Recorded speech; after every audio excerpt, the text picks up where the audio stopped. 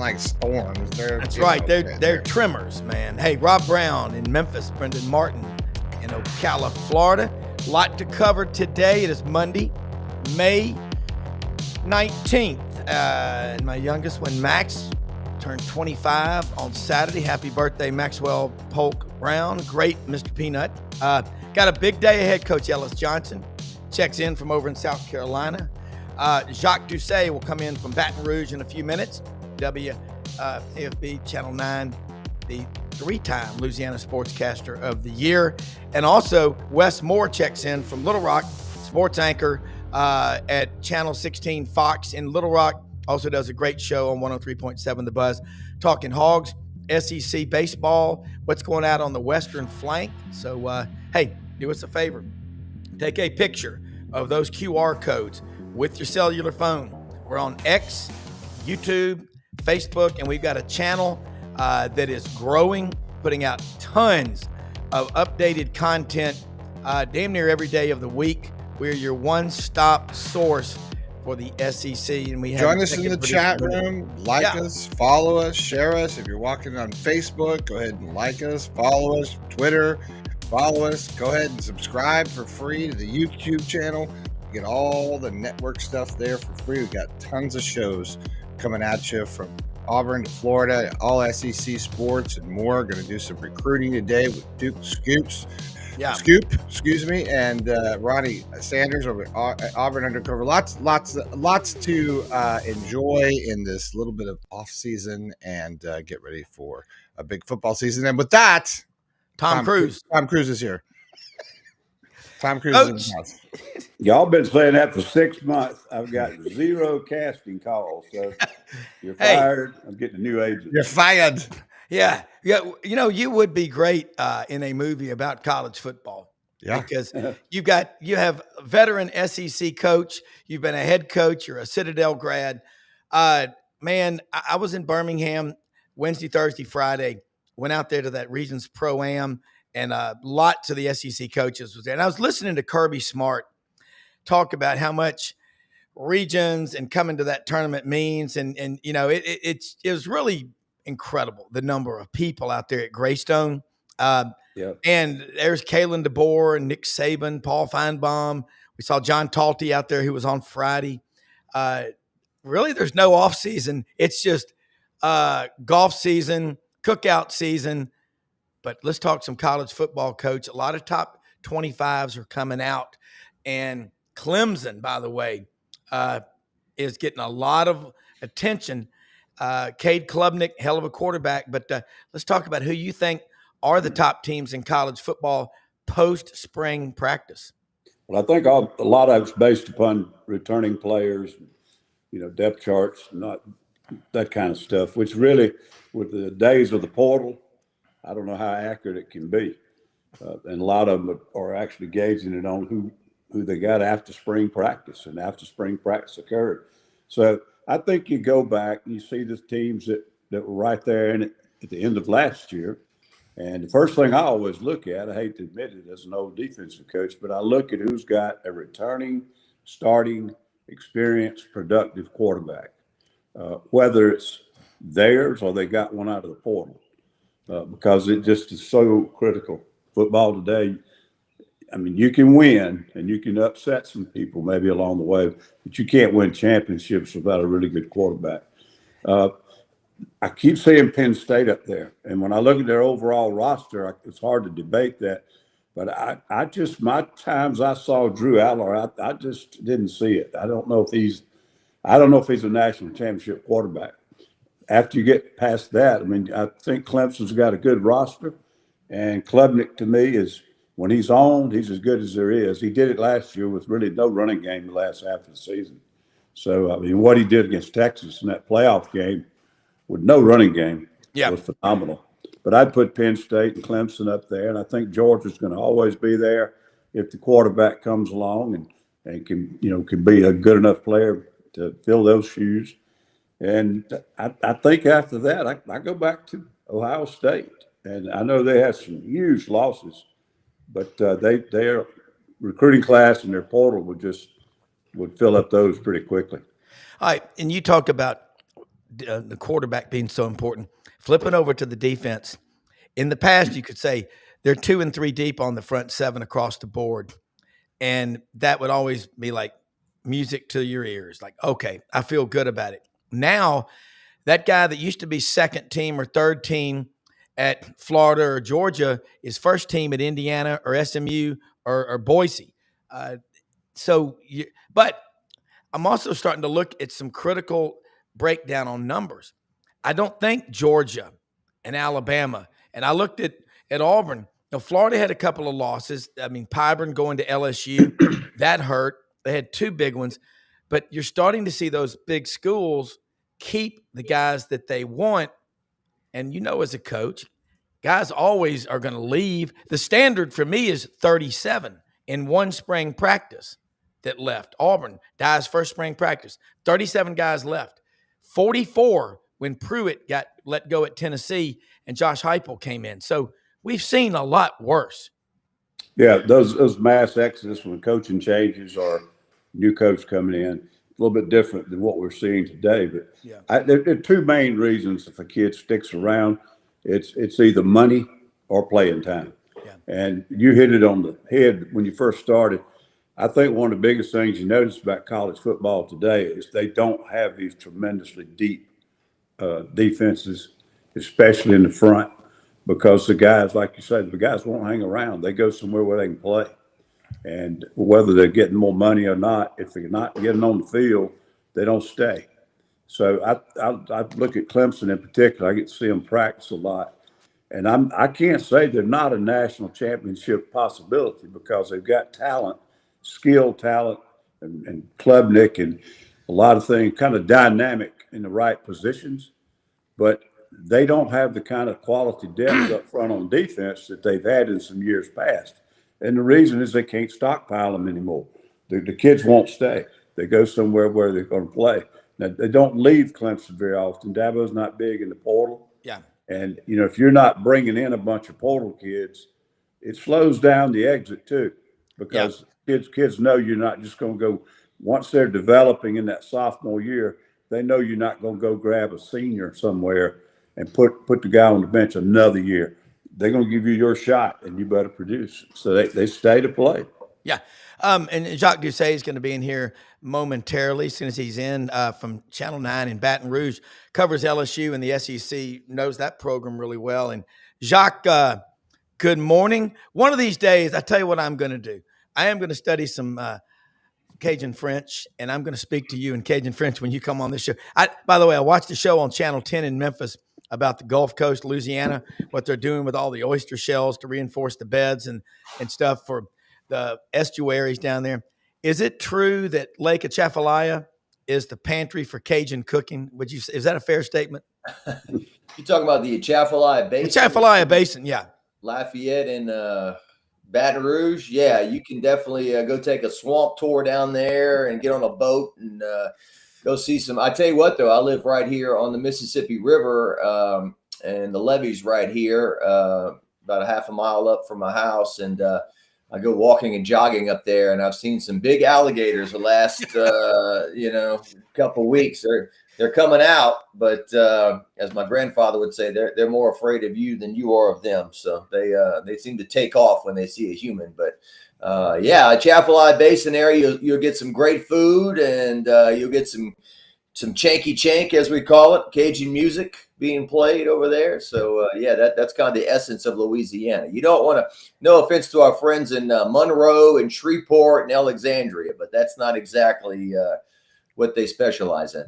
No, not at all. Hey, Coach Ellis Johnson's on here. We've been talking about the preseason top 25s that are coming out. I've seen LSU in some top 5s right now. And, you got to have a quarterback. You've got that in Garrett Nussmeier, a rarity, a unicorn, a fifth-year senior at the same school who grew up in Lake Charles? Yeah, I think he eventually played high school ball in Texas, maybe, Okay. But he did grow up in Lake Charles, definitely. I know his mother, her maiden name was Hebert. Okay. Bobby Hebert, the former Saints quarterback. Yeah. He likes to bring that up. Yeah, and I think Clemson is pretty high on these preseason polls too, right? Somebody told me that they might even be number one in one of those polls. Yeah. So, I mean, that's the season opener. LSU's going to Clemson, first game August 30th. So, Garrett Nussmeier, this will be his second year as the starter. He's been at LSU for a very long time, as I think I've talked to you about. He was following up Joe Burrow, and then since he's been on the team, now he's following up Jaden Daniels from Arizona State. So he's following up two Heisman Trophy winners at his school at the same position. So that's a lot to follow up. So I think there's a lot of hope in what he can do from year one to year two as a starter. We saw with Joe Burrow the amount of improvement he made. We saw with Jaden Daniels the amount of improvement he made.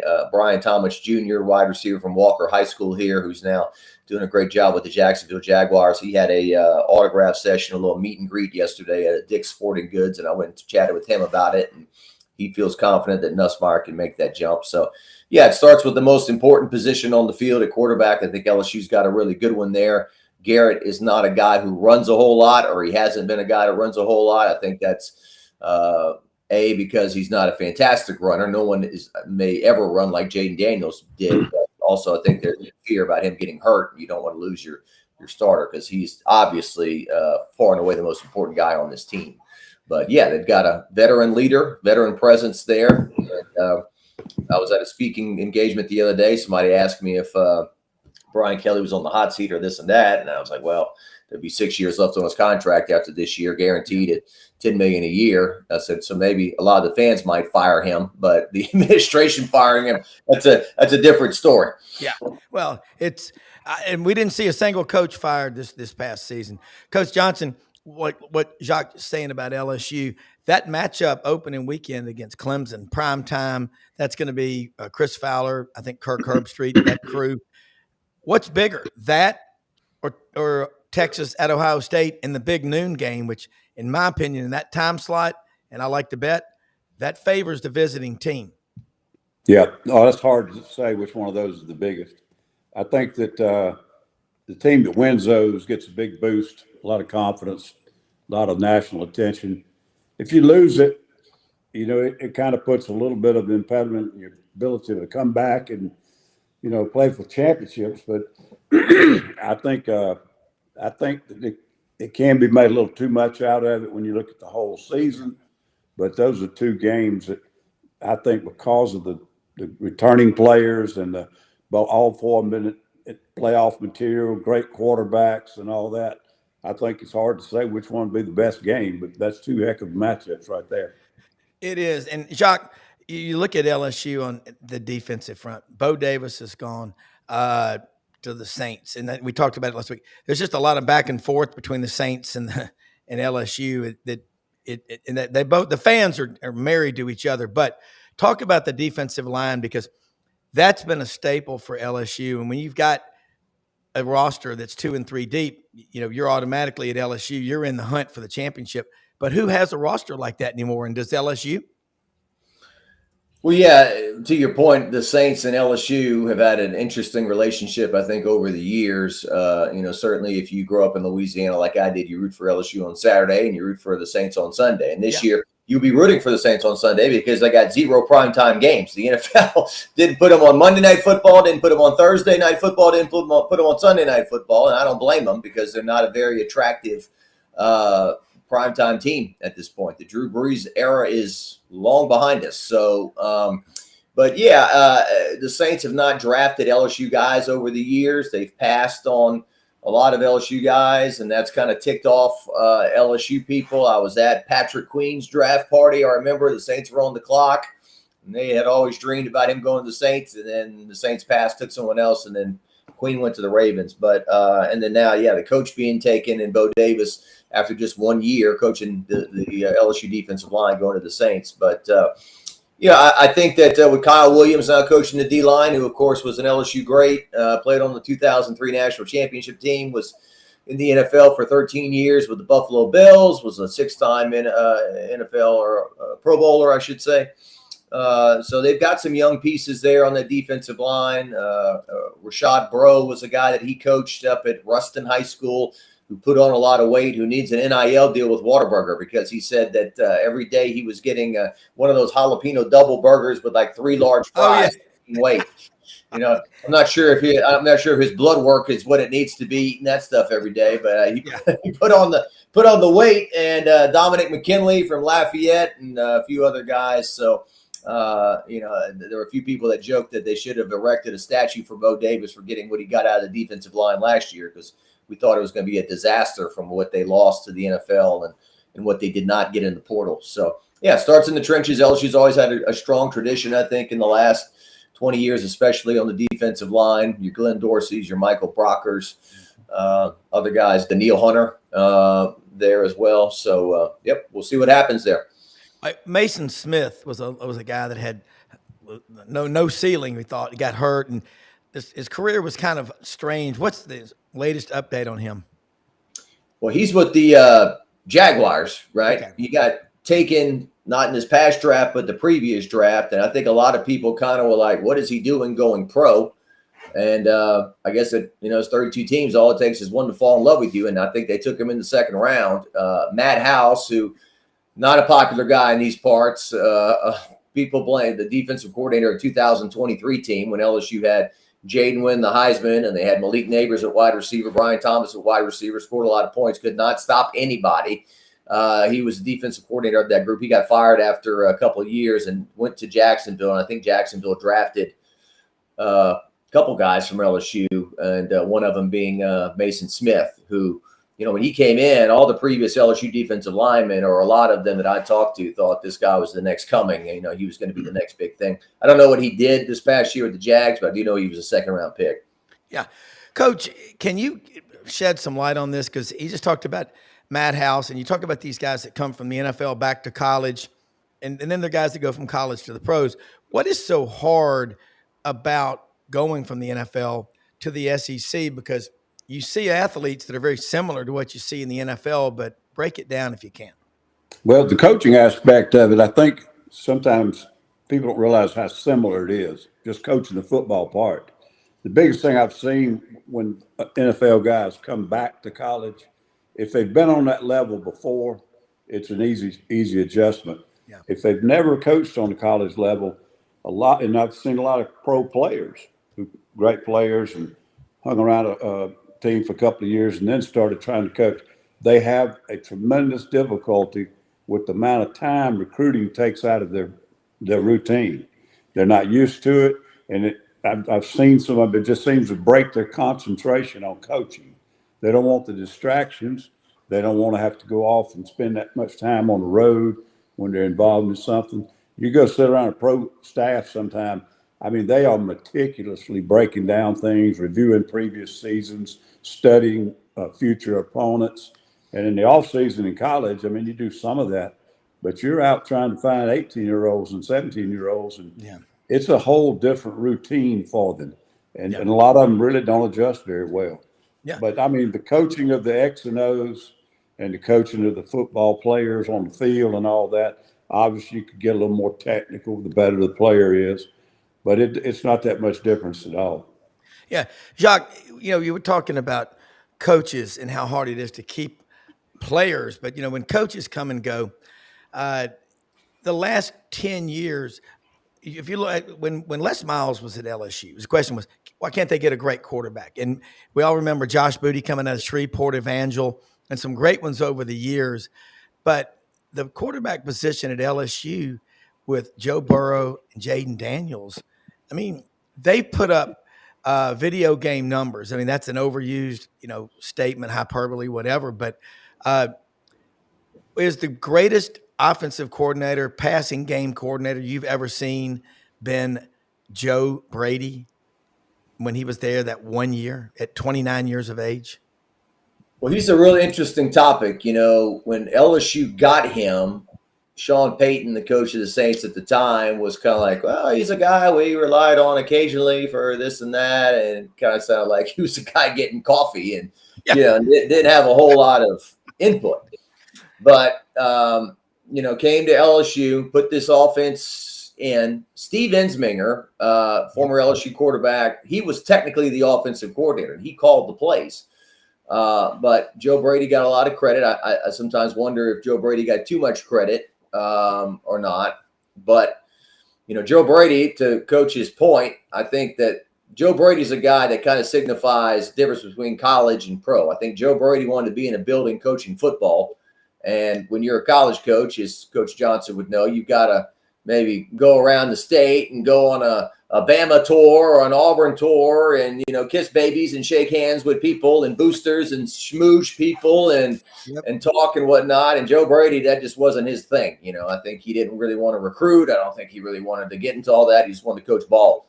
But, that offense in 2019 was unstoppable for the most part. I mean, they didn't punt very often. And it was interesting. Clyde Edwards-Helaire, who was the feature back on that team, basically said we had one rushing play. It was zone read. We just ran that thing all year long. That was the one running play we had, Yeah. And so when you throw into to Justin Jefferson and Jamar Chase, and oh, by the way, Terrace Marshall, he was a pretty big he was a high draft pick. You had other guys who were, and this is the difference now. I don't think in today's NIL world you're going to have third teamers, fourth teamers of this magnitude because they're not going to stay. They're going to go somewhere else, get paid. The depth is not going to be there. Stephon Sullivan, local kid. I think he's still in the NFL or whatever. I don't think he caught a pass in 2019. Maybe a handful of passes. But, you had Thaddeus Moss, Randy Moss's kid at tight end. He had been hurt, and then someone's got to be open, Rob. So, I mean, he caught his share of passes too. So, yeah, it was an unbelievable offense that year, and the yardage they racked up. And they went to Alabama, which, for years, to your point, after Matt Flynn led LSU to the national championship in 2007, the quarterback play between 2007 and 2019 was very, held them back. LSU and Alabama lined up. LSU was on par with Alabama in most spots except the quarterback position. Yeah. We always joked, Alabama can't find a kicker. LSU can't find a quarterback. I know which one's more important.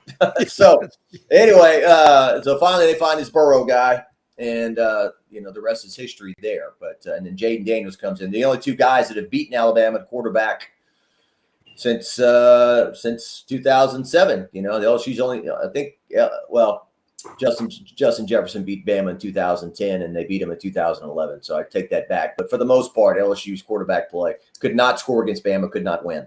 Yeah.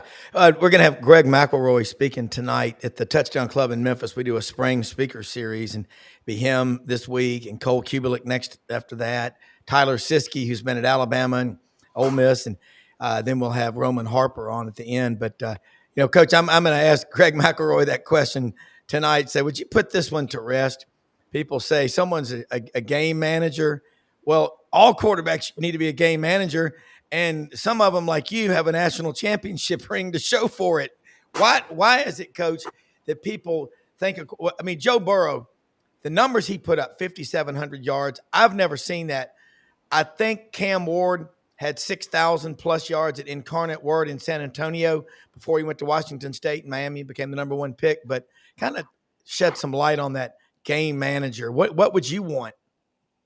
Well, it's hard to add anything to what Jock said about LSU, but don't forget they had this guy, Joe Burrow, and I think that Joe was a lot more important than the other one.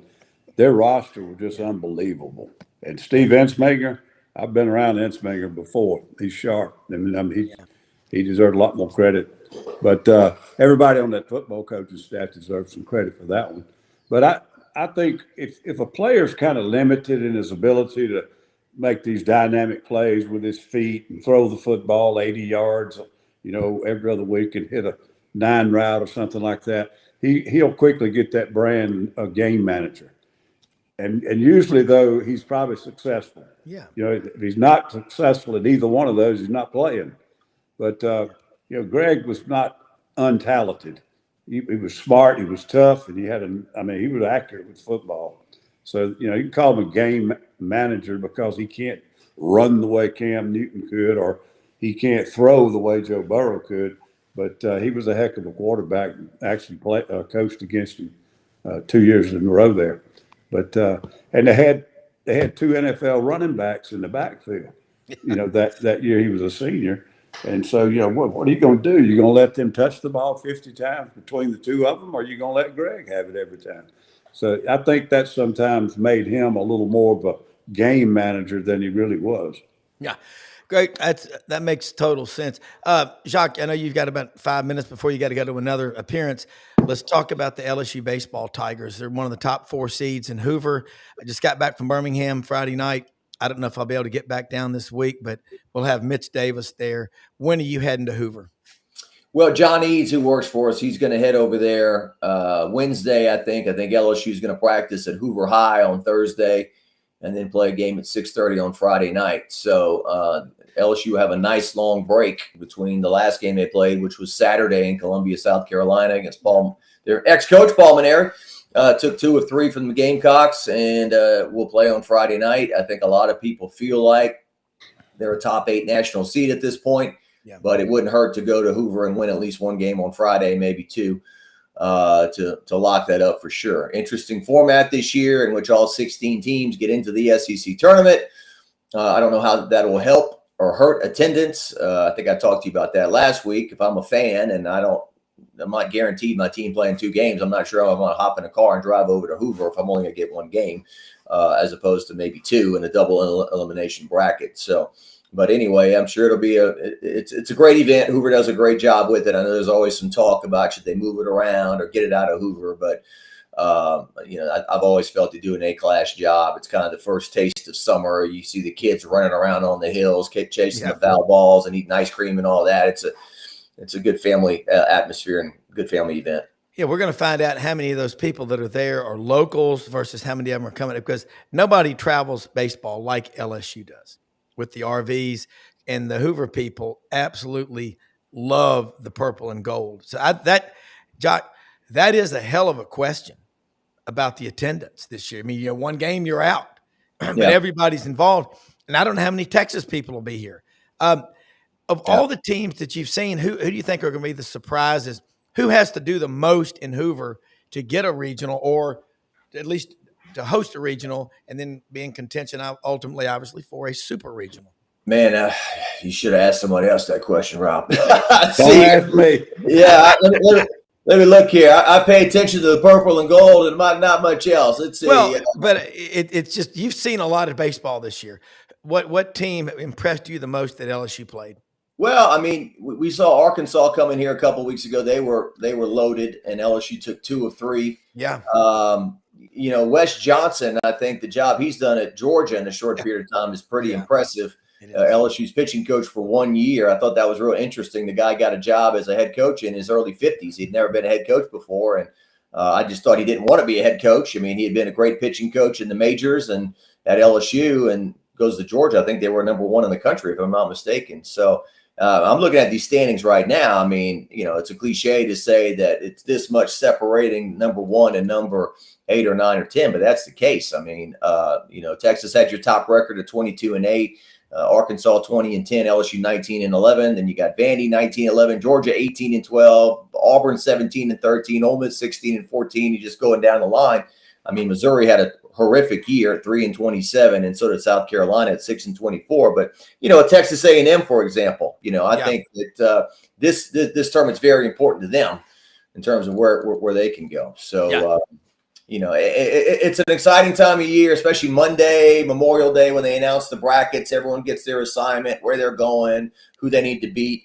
College baseball has come leaps and bounds over the years, as opposed to, it used to being just a secondary sport. And that, Skip Bertman, Ron Polk, those people obviously deserve a lot of credit.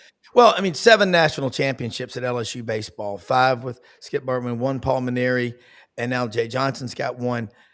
And you go back to Augie Garrido at Texas and Ron Ditto at Southern Cal, who won like 11. But that's back when college baseball was just sort of a sidebar. Now, LSU has, 40-plus media members that follow that team. I mean, you're one of them. And it's becoming a huge game. But, Jacques. Well, I'll do a quick Skip Bertman impersonation for you. He said he went to his first baseball game. Ooh, all I heard was birds, chirping, and people. They'd watch the game like this. When they stare at it, no one smiled, no one's having any fun. The PA announcer couldn't understand a word he was saying. So that's what it was back then. It was like one step above intramural stuff. I mean, I used to hear stories about the previous LSU coach. He had like a garden planted like down foul territory or something. It was just the joke. Skip changed all that.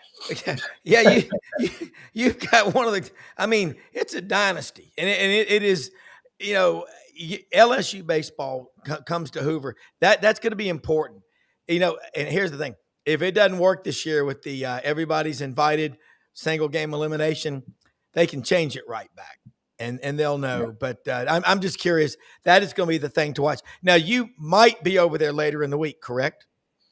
Well, John's going to be there the whole time. Okay, so you don't have to be. Okay. But yeah, he'll cover. I've done that many, many, many times. I've walked up and down those steps and done all that, so it's fun. It's great. But I'm 48. He's 24. He can handle it. Well, our good friend Frank Duffy has said he's got the boudin and all the food ready for you to come visit with him when he goes to Baton Rouge. As he told his wife, Rhonda, look, if we're going out to California and going out west on this dream trip, but if the Tigers go to Omaha, we'll just go there for a few days. 12 days in Omaha. He called me on the way home. He goes, Bobby, I'm 28 days from home, and I've basically given up all my privileges until football season. But what a run, man. Thank you. Burned all his hall passes in one sitting. Yeah. How can people follow you? WAFB.com and Jacques Talk on YouTube. Follow me on Twitter, X, at Jacques Doucet, and on Facebook as well. Coach, great seeing you. And Rob, you too. Thank you, man. See you next week. Appreciate everything you do for us. Let me say something about Winter Timber Outdoors, folks. It is hot. Turkey season pretty much wrapped up throughout the South, but it's always snake season down here. Get your snake boots, all your outdoor gear. Winter Timber Outdoors in Athens, Alabama, on the top of the state, right there between Florence and Huntsville in Athens, Alabama. Their plan is simple. They're going to grow in the footprint that's the Southeastern Conference. 13,000 square foot store under construction on University Drive in Auburn, Alabama, Lee County down there. So you're going up 85, stop off late July. They should open the doors in a 13,000 square foot store. All your outdoor hunting and fishing needs, your gear, never too early to get your deer stands, your food plots ready for your horned friends when they want to come see you in the fall. Bow season, gun season, they got it all covered. And again, all your outdoor coolers, Yeti, Sitka gear, Dixie decoys, duck camp, they've got you covered. And the St. Nick's knives, some of the finest handmade knives you will find anywhere at Winter Timber Outdoors. We'll bring in Wes Moore from Little Rock here momentarily. There you are, Wes. No, Jacques, Coach, this is Wes Moore, sports anchor, sports director, Channel 16, Fox in Little Rock. Also does a great daily show on the Buzz in Little Rock, covers the Hogs, the SEC, kind of everything. You also do you still do some play-by-play for University of Central Arkansas? Yeah, I do a little bit of that, and I'll be doing the high school baseball and high school softball championships this weekend in Conway. So, yeah, I kind of dabble in a little bit of everything, Rob. Yeah. Well, what I love about it is Jacques Doucet was on just before you from WAFB Channel 9 in Baton Rouge. You can't get better, having worked in TV myself for a couple of years and then interning and, being up at 2:30 or 3 in the morning to be there at 4 o'clock for the producer to make sure nothing went wrong on the morning show. You work a lot of 16, 18-hour days. Coach Johnson, you did the same thing in your 40-plus year coaching career. I got to ask you, Wes, Tom Mars is a well-known attorney in Little Rock. And Jackie Sherrill told us a couple of years ago, he was the one who pushed the transfer portal, which became the law of the land October 15th of 2018. Now, Arkansas, I believe, has retained him to go after Madden Iamaliava. And what's the latest on that? And isn't it kind of funny? Tom Mars is kind of going a 180, not a 180, but, that's life, isn't it? Yeah, no, that's lawyers, right? Yeah. Actually, the latest is there's nothing new on it. In fact, Hunter Yurchek this past week, they had the One Razorback Road Show, and he made appearances all across the state. And so he was asked about it, And he said, honestly, he hadn't heard from the lawyer, Mars, and then he hasn't called him. He said, I'm honestly been so busy with the road show, and they're cutting their budget and trying to raise revenue, and anticipating the settlement in Congress to where they got to come up with $20+ million. So Yeah.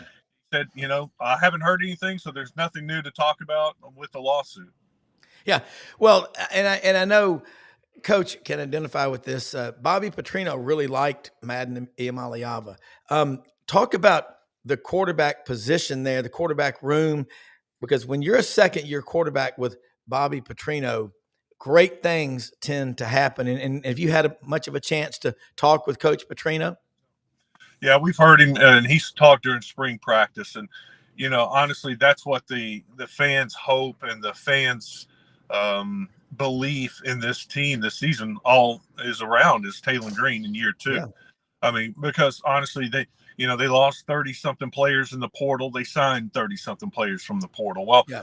The way spring ball is these days, it's hard to tell, are these guys any good? We don't know. I mean, they went out and signed like 7 new wide receivers, Rob, and I have no idea if they're any good. And we're not going to know until probably the second, third week of the football season. So all we know is Taylor Green is back, and he is their best player. And it is year 2 with Bobby Petrino. And that's when you see the most growth in his offense with a quarterback in the second year. And then you throw in a dynamic quarterback like Taylor Green.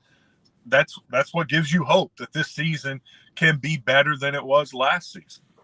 Yeah. Coach, hearing him talk about that year 2 under Bobby Petrino, did you ever have a chance to scheme against his offenses?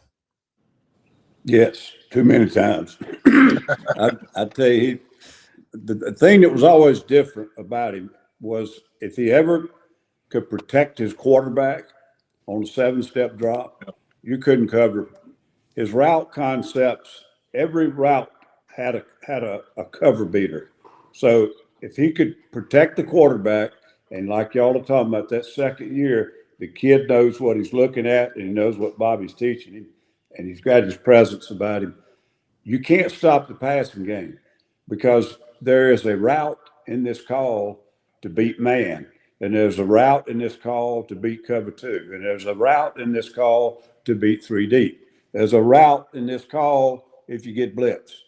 And you watch a young quarterback, he will struggle in that offense. But you get one that can play and has got a little experience, and Bobby can protect him. You can't cover those routes. It's the toughest concept in the drop back throwing game. And a lot of college coaches don't fool with that. They just don't ever try to get that complicated. But he was always much harder to stop than most coordinators I ever coached against. Yeah. Wes, then you start thinking about the running back position. How deep is the running back room? And again, you lost 30 or so and you brought in 30 or so. And how are they doing in terms of adjusting? Like the old Dominic Memphis shirt that you're wearing there down on. Have you been to the distillery? No, they came over. They were on my radio show and brought us some samples and brought us a T-shirt. And it's one of my favorite T-shirts. It's so soft. You got like those thin, soft T-shirts. Wear the heck out of it. Yeah, hell yeah. Well, what about the running back room for the Hogs? Because Sam Pittman, if I'm Sam Pittman and I've got Bobby Petrino on my staff, I feel like really confident in his job and his abilities. I'm going to go dial in on the offensive line. Is that what's happening? Yeah, well, the priority was fixing the offensive line. I'm glad Coach pointed that out. And they do feel like, in fact, Coach Pittman spoke with us Thursday in Hot Springs, and he said that the most improved position group on the team is the offensive line. And they went out and signed a left tackle from Georgia Tech that was one of the best left tackles in the portal. They moved their left tackle, which Fernando Cremona did a good job at left tackle for Arkansas last year, but the NFL projects him as a guard. So they moved him to left guard. They went and signed a center from the portal that did not give up a sack last year or pressure from Central Florida. And they feel like their right guard and right tackle is taken care of. So they feel like they have improved their offensive line tremendously. Running back, you got Braylon Russell back, the freshman from Arkansas. He had one of those, I guess these days you just got to expect it. He went into the portal, got out of the portal, went into the portal, got out of the portal, and he's back. And we think he's happy, and he's going to be one of their 2 running backs They signed another running back out of the portal that has been a pleasant surprise. So they have some bigger backs. They got a speed back. So they feel good at running back position. But once again, you know, Washington kid for myself. I want to see how legit he is. It's kind of like Jaquindon Jackson last year. No one knew what they were getting with Jaquindon Jackson. All right. He turned out to be a good running back. Let's see. Wes, you might want to try to reboot and come back in. We lost your signal. But I think what Wes is saying, Coach, makes a lot of sense. And it's also the truth of what's happening today is guys going in and out, in and out. You can't be on the fence. You've got to be committed. Now, again, you've got kids this age, and mine are. I mean, it ain't the kids, it's the system, and the adults are letting it happen. I noticed being around the coaches at the Regions Pro-Am out at Greystone Wednesday. You know, you see Kirby Smart, you see Kalen DeBoer, Hugh Freeze, you see Nick Saban. You know, they're not changing the way they coach or anything like that. But the system is making it tougher to enforce the rules. I like this breakdown. I love the strategy.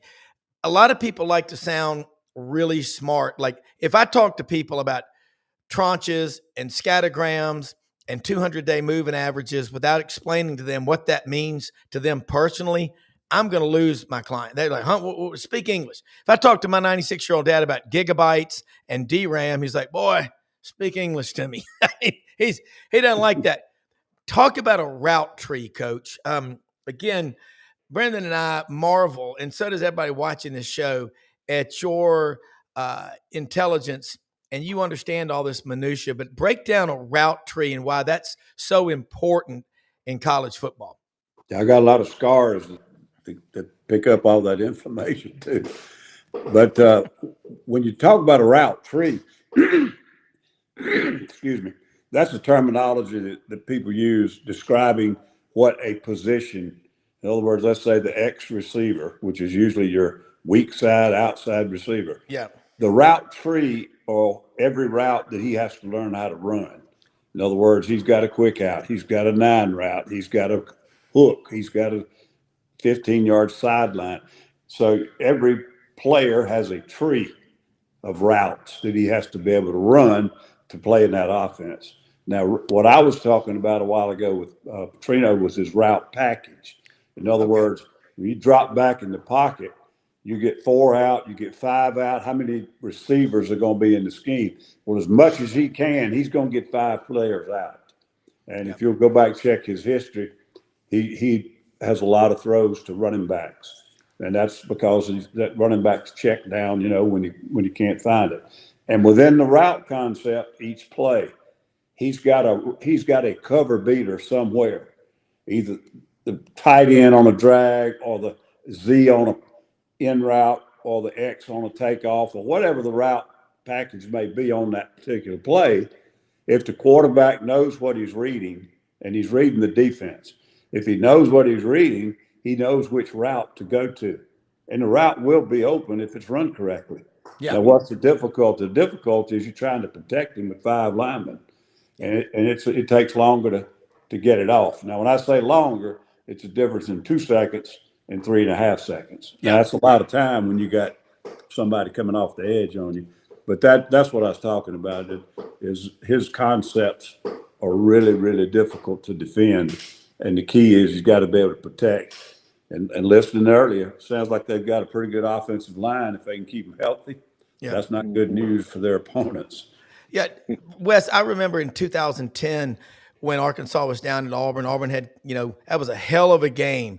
Ryan Mallett out of Texarkana, who'd gone to Michigan, came back. His uncle played college football with a good friend of mine, Tommy Christenberry at Arkansas. He was from Parkin, Arkansas, where our farm is, where we are right now. And I tell you, I remember when Ryan Mallett went down against Auburn in 2010, and a backup quarterback, Tyler Wilson, out of Greenwood, right outside of Fort Smith, came in. I'm like, I think he was 17 of his first 18 passes. That's when, and I'd already seen Bobby Petrino in 2002, that one year at Auburn, talked to some people that played for him, were on the staff, and they said, This guy is extraterrestrially good. Yeah, and Tyler Wilson, to what the coach was talking about, man, he was one of the toughest quarterbacks I ever remember, man. He would stand in the pocket, and the offensive line wasn't great, but he would stand in the pocket and wait and wait and wait. He took so many shots, but he was doing what coach was talking about. He was waiting for that route to come open. He knew that was going to be the route that would be open and would deliver the ball. Toughest quarterback ever. Yeah, he is. That's a great question. You know, that 30 days at Arkansas when I was there with Bobby, Ryan Mallett came in for his visit. He was transferred down from Michigan, and of course his parents. Dad was a girls' basketball coach, I think. I think mom had been a coach, but mom was running that show. She was tough, man. She knew her recruiting too. But he came to visit, and then I remember going into Greenwood High School with Tim Horton. And Yep. where Tyler played, they had 3 kids on that team that we tried to offer. But in that short 30 days, I guess I should quit criticizing these kids for going in the portal, because I came to Arkansas and stayed 31 days, and I took off to South Carolina. So I guess I'm a portal kid myself. Well, Wes is about 6'5", 232, solid muscle out of Jacksonville, Texas. Wes, did you ever go in the portal? No, nope. I fulfilled my duties. You know, No, I'm old school. Yeah. But I'm telling you, you've been at Channel 16 now, 19 years. Oh, I've been at 6. I've been in Little Rock for 22 years. I guess I did enter the portal. I was at Channel 11, the CBS station, for 9 years. Went into the portal and went over to Fox, and I've been at Fox now for about 12 years. Yeah. Well, we all do that at some point, but I think that's really fascinating. I think so many people say, Brown, get these coaches when you got them on. And Wes, you're like a coach, because I watch your work, and I've got a lot of friends in Little Rock that, Jeff Heimbach and his wife, Mariana, told me about you when I was looking for someone in Little Rock to help us cover stuff. And I know you're busy, but we'd like to get you on more and more. You really understand the high school. You understand what I call you. You also cover the Western flank. You're closer to Missouri, to Oklahoma. About folks. I think you've got to the hatred of Texas and Arkansas. Ooh. I mean, God, Coach, Hey, there's respect in the Iron Bowl. There's nothing but hatred with Arkansas and Texas. That's a rivalry that's off on another level. It's crazy. Yeah, 3 weeks ago when Texas came up here for the 3-game series, the Arkansas won the first 2 games, won the series. That wasn't good enough. They want to sweep Texas. They want to absolutely demolish them, demoralize them, and that's exactly what happened. They went out and won that game 3, swept the number 1 team in the nation, and man, all was good in the state of Arkansas for a week because they swept Texas. Yeah. Well, $14 a bushel rice, bean prices up, hogs sweeping Texas. You can't get any better than that. I'm looking now, Oklahoma being in the league. Everyone always has thought that Arkansas and Oklahoma, that's this long stand. I think they played 16 times since 1892. I would like to see them play every year. I think that would be really, I think it's about 7.5. What is it to Oak City from Memphis? 7 or 8 hours. I've done it on I-40.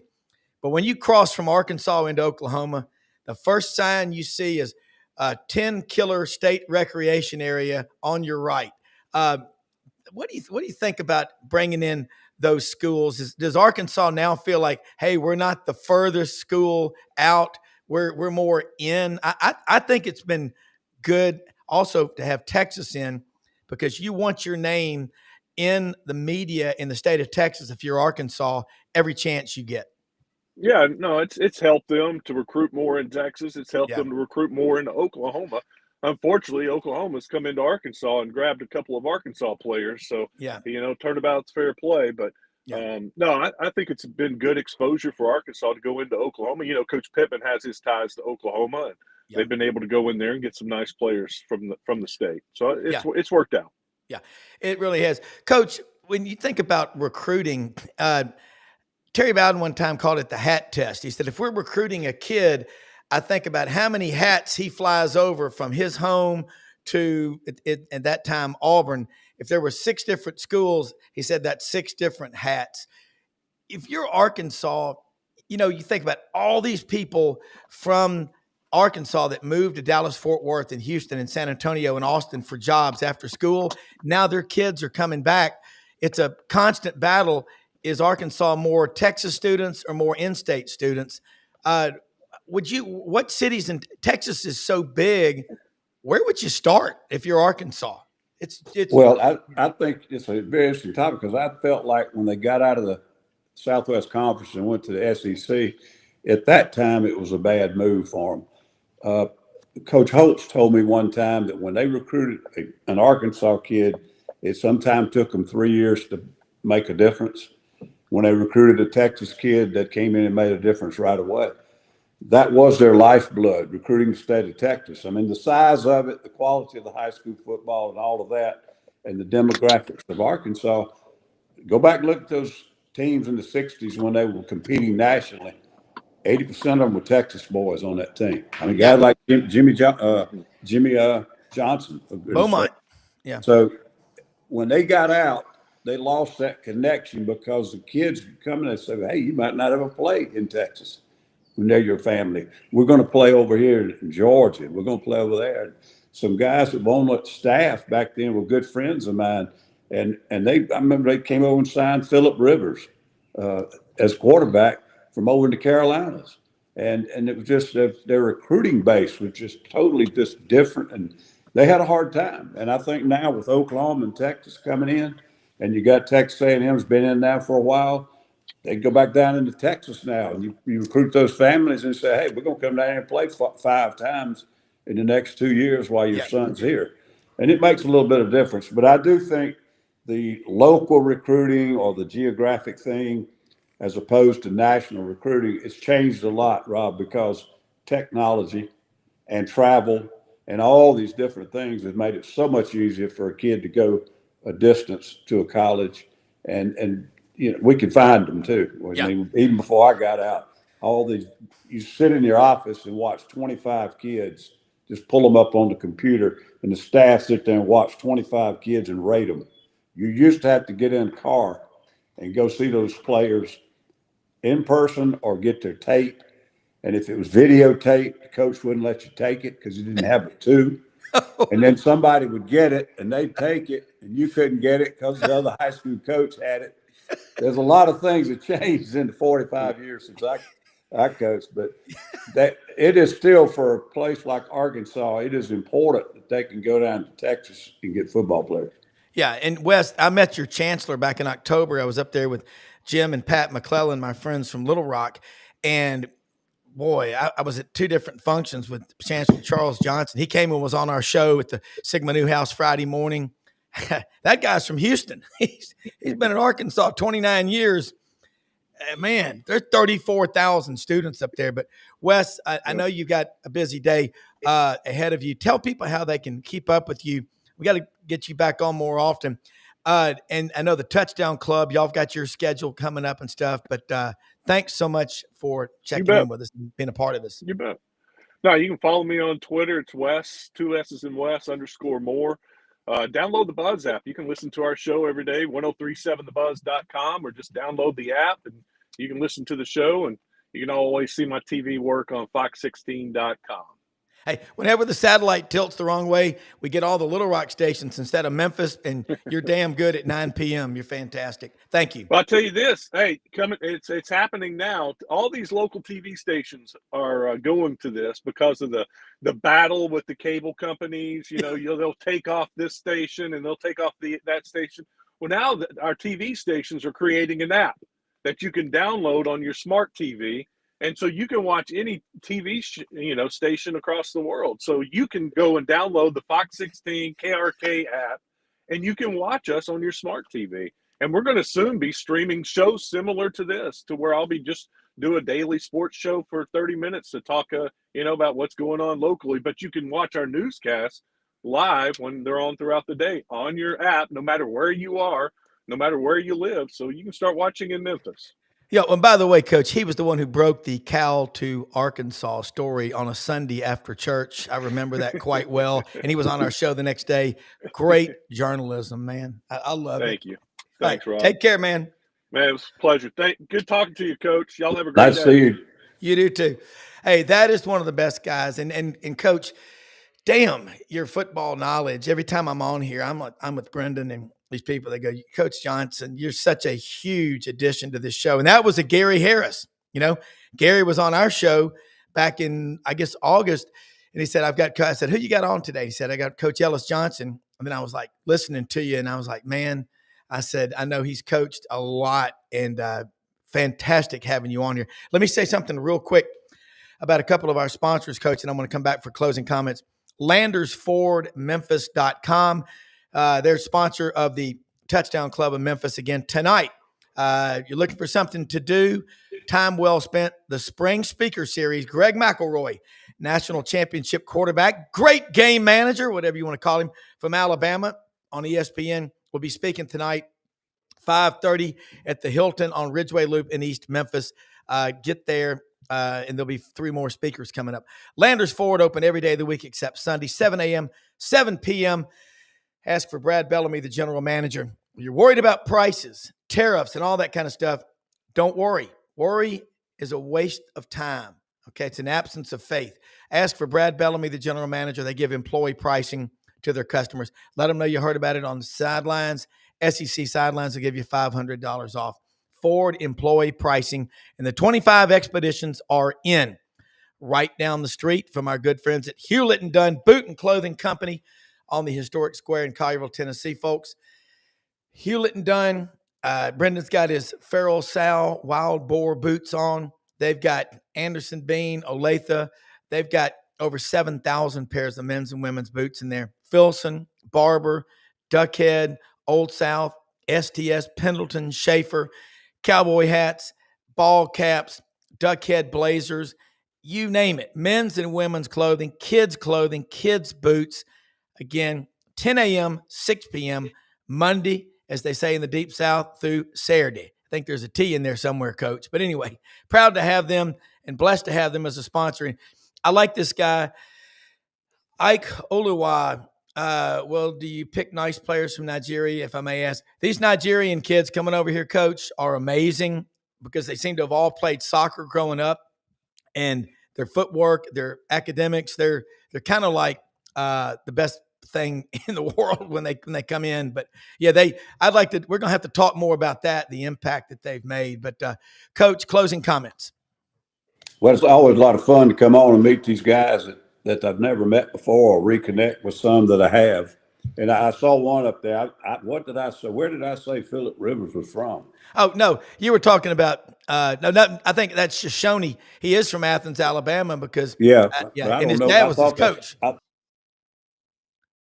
No, you didn't get it wrong. You had it right. But no, let me tell you what, folks, Mother Teresa's right. We can all do something. We don't have to all do everything, but go out and do something great to help people every day of your life. Most often we see the face of Christ in the least among us. So, Coach, no, you were right. He's from Athens, Alabama. A lot of people thought he was a linebacker or a tight end. I just know one thing. He was a hell of a quarterback in the college and the NFL. I think he's got like 11 kids and lives down in Fairhope, Alabama now, coaching at, I think, St. Michael's Catholic school that they've built down there. But thanks, everybody, for watching. For executive producer Brendan Martin, we'll see you tomorrow.